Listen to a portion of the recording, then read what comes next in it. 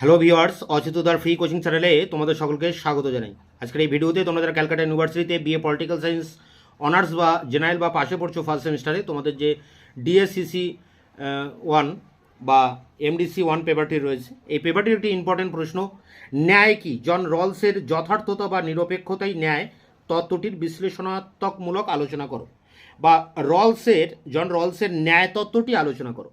এই প্রশ্নের উত্তরটি নিয়ে আলোচনা করছি এই ভিডিওতে। দেখো, উত্তরটি এইভাবে লিখবে, ন্যায়ের সংজ্ঞার্থ, অর্থাৎ ন্যায় কাকে বলে প্রথমেই লিখতে হবে।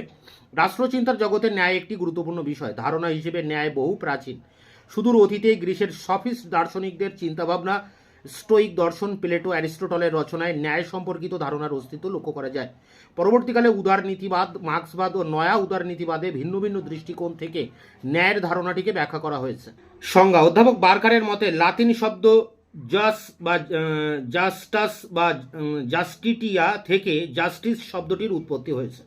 এই শব্দটির অর্থ হলো যুক্ত করা বা সামঞ্জস্য রচনা করা। বার্কার ন্যায়কে একটি সমন্বয় সাধনকারী ধারণা হিসেবে উল্লেখ করেছেন। তার মতে রাষ্ট্রের সহায়তায় মানব সম্পর্ককে সুবিন্যস্ত করার নীতি হলো ন্যায়।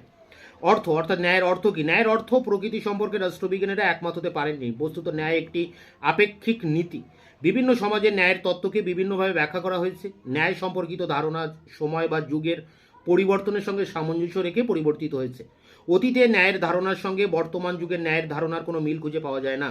এমনকি অতীতে যে কাজ বা বিষয়কে ন্যায়সঙ্গত বলে মনে করা হতো, বর্তমানের প্রেক্ষিতে সেটিকে হয়তো অমানবিক আচরণ হিসেবে গণ্য করা হয়। যেমন প্রাচীন গ্রিস ও রোমে একসময় কৃতদাস প্রথা সুপ্রতিষ্ঠিত ছিল, এর সঙ্গে ন্যায়ের কোনো বিরোধ ছিল না, কিন্তু আধুনিক সভ্য সমাজে এটি জঘন্যতম মানবতা বিরোধী অপরাধ। ন্যায় প্রতিটি ব্যক্তিকে তার প্রাপ্য অধিকার পেতে সহায়তা করে। ন্যায়ের প্রকৃত অর্থ নিরূপণ করতে গিয়ে বার্কার বলেছেন, ন্যায় হলো সেই চূড়ান্ত নীতি বা অধিকার যা বন্টনের সাধারণ নীতি ও বন্টন ব্যবস্থার অন্যান্য নীতিকে নিয়ন্ত্রণ করে। বার্কারের মতে ব্যক্তি সাধারণত রাষ্ট্রীয় আইনের মধ্যে ন্যায়ের প্রতিফলন দেখতে চায়।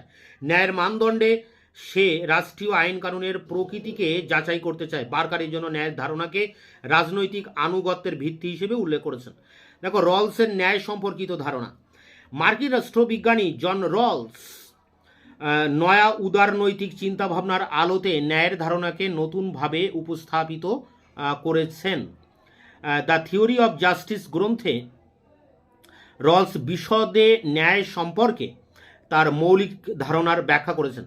রলসের মতে মানুষের প্রাথমিক প্রয়োজনীয় দ্রব্য সামগ্রী সমাজে রাষ্ট্রের মাধ্যমে সমভাবে বন্টন করা আবশ্যক। অবশ্য এই দ্রব্য সামগ্রীর অসম বন্টনে অনেক সময় সমাজে সকলের সুবিধাও হতে পারে।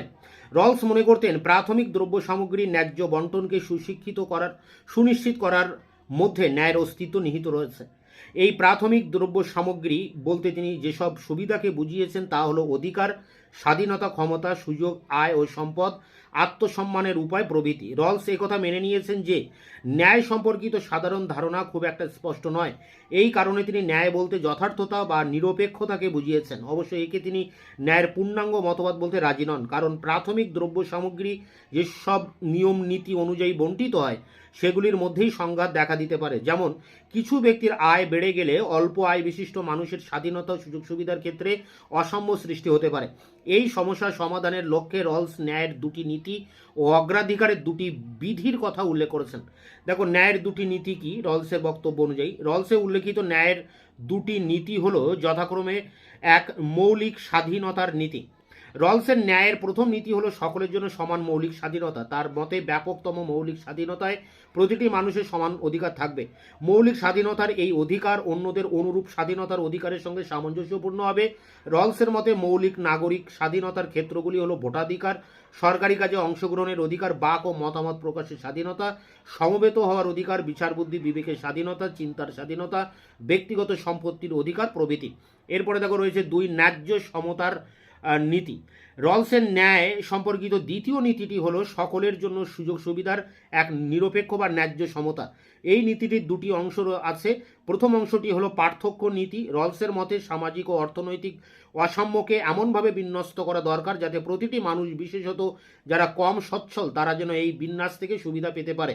রলসের এই নীতি ম্যাক্সিমিনি নীতি নামে পরিচিত। ম্যাক্সিমিনি নীতির মূল কথা হলো ন্যূনতম বা সর্বনিম্ন সুবিধাভোগীদের সর্বাধিক সুবিধা দান করা। এই নীতি ন্যূনতম সুবিধাভোগী গোষ্ঠীর আয় ও আনুষঙ্গিক সুযোগ সুবিধাকে সর্বাধিক করার পক্ষে সওয়াল করে। এই নীতির মাধ্যমে ন্যায় প্রতিষ্ঠা সম্ভব বলে রলস মনে করতেন, কারণ তার মতে ন্যূনতম বা সর্বনিম্ন সুবিধাভোগী গোষ্ঠীর সামান্য লাভের জন্য সচ্ছল গোষ্ঠীকে যদি বড় মাপের ক্ষতি স্বীকার করতে হয় তাকে ন্যায্য বলেই মেনে নিতে হবে। রলসের ন্যায় সম্পর্কিত দ্বিতীয় নীতির দ্বিতীয় অংশ অনুসারে অভিন্ন সামর্থ্য ও দক্ষতাযুক্ত ব্যক্তিদের ক্ষেত্রে সুযোগ সুবিধা অভিন্ন হবে। তার মতে ন্যায্য সমান সুযোগের অবস্থায় পদ ও কাজের ক্ষেত্রে সকলের জন্য উন্মুক্ত থাকবে। অগ্রাধিকার বিধি ন্যায় সম্পর্কিত উপরোক্ত দুটি নীতির জন্য সঙ্গে জন রলস দুটি অগ্রাধিকার বিধি যুক্ত করেছেন। এই বিধি দুটি হলো: এক, সুযোগের সমতার চেয়ে স্বাধীনতা অগ্রাধিকার পাবে, অর্থাৎ সামাজিক ও আর্থিক সম্পদ বন্টনের আগে প্রত্যেকে সমানভাবে স্বাধীনতা ভোগের বিষয়টিকে নিশ্চিত করতে হবে। নাগরিকদের মৌলিক স্বাধীনতার মূল্যে সমতা বিধানকে রলস কোনোভাবেই সমর্থন করেননি। দুই, সুযোগের ক্ষেত্রে ন্যায্য সমতাকে অগ্রাধিকার দেওয়া হবে। এই পর্যন্ত ছিল রলসের ন্যায্য অধিকার তত্ত্ব। এরপরে দেখো এই তত্ত্বের সমালোচনা। রলসের ন্যায় সম্পর্কিত তত্ত্বটি নানা দিক থেকে সমালোচিত হয়েছে। যেমন এক, অবাস্তব তত্ত্ব। রলসের ন্যায়ের তত্ত্বকে আধুনিক সমালোচকরা অবাস্তব আখ্যা দিয়েছেন। তাদের মতে ভোগবাদী ধনতান্ত্রিক কাঠামোয় ন্যায়ের ধারণা কিভাবে প্রতিষ্ঠা করা সম্ভব তার কোনো স্পষ্ট রূপরেখা এখানে নেই। 2 নম্বর, বিতর্কিত নীতি। রলসের পার্থক্য নীতি সম্পর্কে সমালোচকরা বিরূপ মন্তব্য করেছেন। রলস বলেছেন, পিছিয়ে পড়া মানুষের জন্য অসাম্যের বিধান থাকতে পারে। সমাজতাত্ত্বিকদের অভিমত হলো উৎপাদনকে সুসংগঠিত করে দরিদ্র মানুষের অগ্রগতির বিষয়টি রলস ভাবেননি। তাছাড়া দরিদ্রদের বেশি সুযোগ দেওয়ার জন্য যে অসাম্যের অস্তিত্ব থাকবে তা সচ্ছল মানুষেরা মেনে নাও নিতে পারে। 3, অযৌক্তিক নীতি। রলসের সহকর্মী অধ্যাপক রবার্ট নজিক তার অ্যানার্কি, স্টেট অ্যান্ড ইউটোপিও গ্রন্থে রলসের ন্যায় বন্টন সম্পর্কিত নীতির কঠোর সমালোচনা করেছেন। নজিকের বক্তব্য অনুসারে রাষ্ট্রের কাজ সম্পদের বন্টন বা ন্যায় বন্টনের নীতিকে কার্যকর করা নয়। রাষ্ট্রের কাজ ব্যক্তিগত সম্পত্তির অধিকারে হস্তক্ষেপ না করা। ব্যক্তির উপর কোনো রকম অভিভাবকত্ব করার ক্ষমতা রাষ্ট্রের নেই বলে নজিক মনে করেন। এরপরে দেখো গ্রহণযোগ্যতার অভাব। রলসের তত্ত্বের প্রবল বিরোধিতা করেছেন মাইকেল ওয়ালসার। তার শেপার্ডস অফ জাস্টিস গ্রন্থে ওয়ালসার মনে করেন যে করিয়ে দেন, জীবনের সর্বক্ষেত্রে সমতা প্রতিষ্ঠা সমর্থনযোগ্য নয়। অর্থনৈতিক ক্ষমতা, কর্তৃত্ব, সামাজিক সম্মান ইত্যাদিকে গুরুত্ব দেওয়া প্রয়োজন। অসাধারণ মেধা সম্পন্ন ব্যক্তি থেকে প্রতিভাবান ব্যক্তি সমাজে সব ক্ষেত্রে ন্যায় নীতি কার্যকর হতে পারে না। তার মতে রলস বাস্তবের চেয়ে আদর্শের উপর বেশি জোর দিয়েছেন। এরপরে দেখো মূল্যায়ন, শেষ পয়েন্ট। ন্যায় সম্পর্কিত রলসের তত্ত্বে কিছু সীমাবদ্ধতা থাকলেও এর গুরুত্ব অনস্বীকার্য। রলস পুঁজিবাদী ব্যবস্থাকে নতুন এক মানবিক রূপ দিতে চেয়েছেন। উদারনৈতিক দৃষ্টিভঙ্গির সঙ্গে নৈতিকতার মিশেল ঘটিয়ে উদারনীতিবাদকে এক নতুন ভিত্তির উপর প্রতিষ্ঠা করেছেন। তো এই ছিল রলসের ন্যায় তত্ত্ব। এটি সংগ্রহ করে পরীক্ষার প্রস্তুতি নাও। দেখা হচ্ছে অন্য কোনো ভিডিও ক্লাসে। ততক্ষণে চ্যানেলকে সাবস্ক্রাইব করে রাখবে, বন্ধুদের কাছে শেয়ার করবে। ভিডিওটি ভালো লাগলে অবশ্যই একটা লাইক দেবে।